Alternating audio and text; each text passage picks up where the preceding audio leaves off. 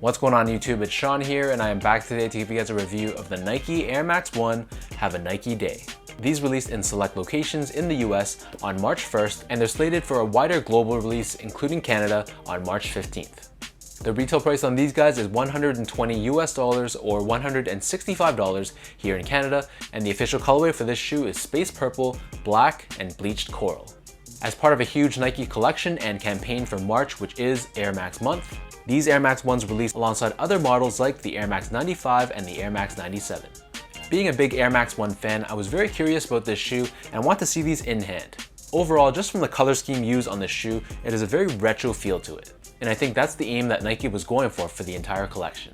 Jumping straight into the shoe, so the base layer of the shoe is visible on the toe box.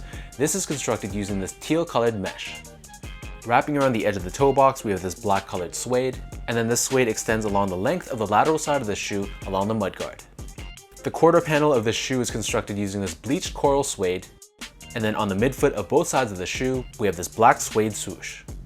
In terms of laces, so these come with a flat style lace done in the space purple color, and you'll notice they included this Nike Happy Face Dubré or lace lock, which is a pretty unique added touch.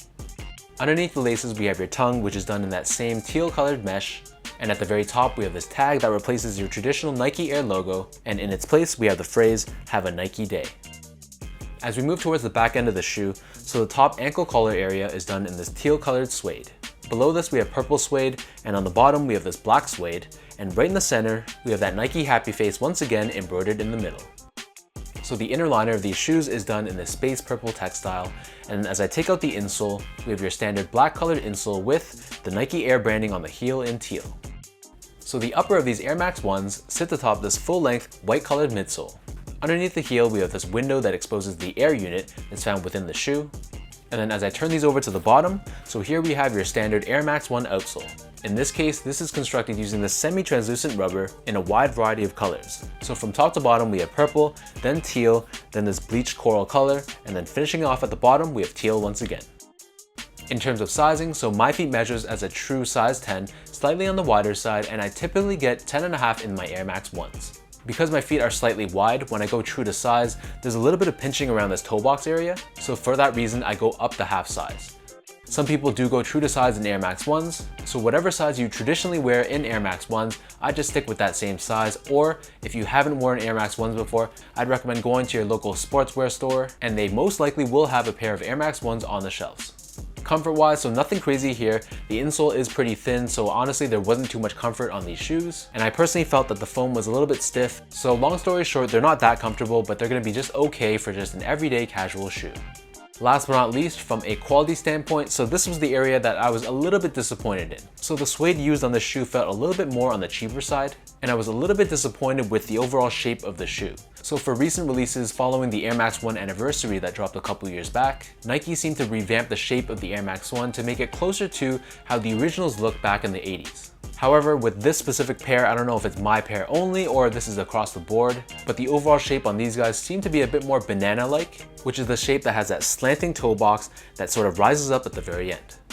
I've seen other pairs online and those pictures seem to be okay, so maybe I'm just nitpicking or maybe it's just my pair specifically, but this is overall just my impressions.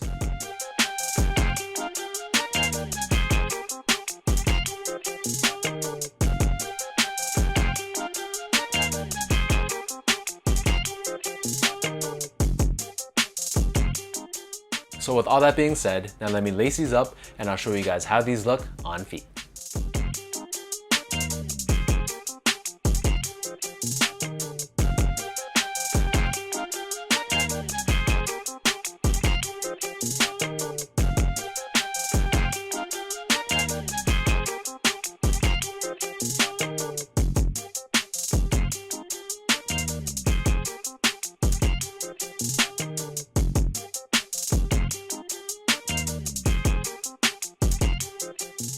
Overall, as far as the whole Have a Nike Day collection goes, I'd say that these Air Max 1s are probably my favorite shoe to release of them all.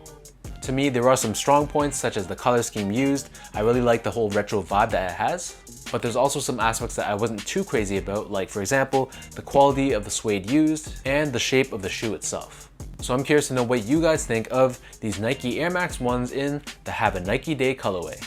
So let me know in the comment section down below if you already grabbed a pair of these for yourself, or if you guys are in Canada, are you planning on copying these on March 15th?